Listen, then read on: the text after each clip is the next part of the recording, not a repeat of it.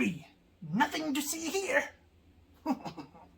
Thousands of religions, a plethora of woo peddlers, and their pseudo-scientific literature have all attempted to describe the nature of the one true originating egg of the multiverse. Few have even been remotely close to getting it right. Some ideas include, in the beginning, God spoke everything into existence. We think the Big Bang actually came from a really dense, massive somethingness. Actually, the universe is eternal. It always has been, it always will be. There is no egg. We are living in a simulation and nothing is real. They are lying to you! The Earth is flat and you cannot trust NASA's observations, and also God might be a giant turtle. And while these theories are fine for the gullible, we know the truth provided in the mythologies of dimensionalism, that the gods known as nothing, quite literally, fucked themselves at the Big Bang! Fuck yeah, doing fuck all! Thanks for that useless and non-falsifiable information, Sir Prophet of the Obvious. But seriously, what does absolute nothingness look like?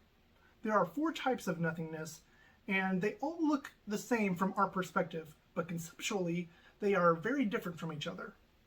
Sir Isaac Newton named one of these types of zeros in math terms, and it is called the infinitesimal. And with the help of some terminology from the original set theorist Georg Cantor, I named the other 3 types of nothingness 0 the finite, 0 the transfinite, and 0 the infinite. This is how I describe 0 the finite. 0 the finite is how we usually deal with 0. It is a numerically distinct representation of nothing in addition and subtraction. It fails to add or take away anything from the equation. Imagine that we built a perfect computer that is the size of Uranus. This computer would still have finite limitations. 0 the finite is having 0.000 ... all the way to the final bit in the computer, where zeros only go to the end of what the computer is capable of calculating. For all you normies out there, this means that every time you write a 0 down when doing math, you are expressing 0 the finite. You could say that the 0 is one of the infinite types of nothingness, but you can never really know if there are any decimal places occupied that are not 0. It's all about knowability. If you know it, it is finite. If you don't know it, seek it out to expand your knowledge and your range of finite knowability. If you cannot determine its precise value, it is infinite. An infinitesimal can have non-zero numbers just outside the reach of knowability, and it can also have non-zero numbers infinitely far away from the decimal point approaching absolute 0. The best way to describe the infinitesimal is in terms of defining 0 the transfinite. 0 the transfinite was discovered by considering the values of the reciprocals of transfinite ordinals and cardinals. Logically speaking, we can deduce that just as we can get closer and closer to a complex infinity by ordering higher and higher sets of numbers, we can likewise get closer and closer to 0 by considering the reciprocal of these higher and higher sets of numbers. So an infinitesimal is just any non-zero 0. But what distinguishes a transfinite nothingness from an infinite nothingness? It is about the ability to order the nothingness, to distinguish it from the infinitesimal somethingness. If there is any somethingness there, any non-zero given at some infinitely distant decimal point, it is an infinitesimal. So technically, all written down zeros are infinitesimals. They are 0 the finite to us, but the very act of us bringing them into existence gives them an attribute of somethingness. But if we can order the somethingness and distinguish one thingness from another, beneath the smallest order of somethingness, there is an order of nothingness. This order of nothingness is 0 the transfinite. But what if there is no order, when you cannot distinguish an infinitesimal from 0 the transfinite? 0 the infinite is like an infinite abyss of nothingness, and we already use it when we multiply and divide in certain circumstances. It is capable of adding and taking away everything in quantitative expressions. 0 the infinite holds an endless amount of zeros, and it can do that because it holds nothing.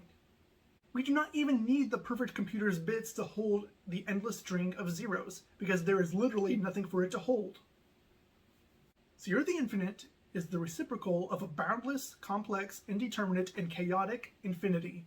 It is an absolute 0. So beneath order, there is chaos. You cannot tell Nada what to do. No, no, no. To even say their names would give them too much somethingness. This is the closest I can get to describing 0 the infinite, But there is still this null paper and this null air in our minuscule finite thoughts attempting to grasp the absolute nothingness of Zilch Nada. Rest in awe above it for the closest to perfect description of Zero the Infinite that you will ever see.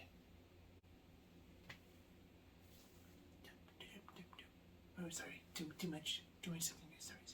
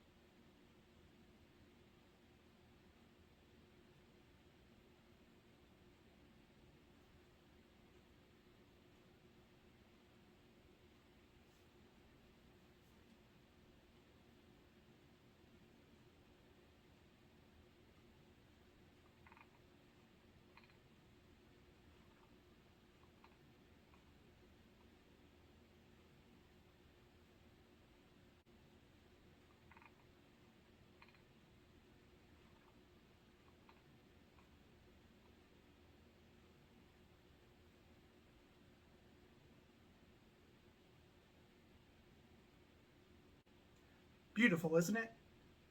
No space, no time, no matter, as little matter as this book can contain, or the audio in this audio presentation. Its experience is completely subjective. Some of you will have skipped over the emptiness swiftly due to the monotony, others taking it in slowly, contemplating its complexity or searching for a deeper meaning. Is it an infinitesimal or a perfect zero? Is it 1 divided by infinity or 0 divided by infinity? It is indeterminately both and neither. If 1 divided by infinity is likened to 0 the finite and an infinitesimal, and 0 divided by infinity is likened to 0 the transfinite, 0 the infinite is likened to the meaninglessly trying to distinguish the difference between 1 divided by infinity factorial and 0 divided by infinity factorial. There is nothing to see here but 69 lines of nice and empty space, or 69 seconds of nice and empty monologue. And a secret message to the UN, the Illuminati, NASA, CERN, the Satanic Temple, and the Bill and Melinda Gates Foundation. Shh! Don't tell the normies!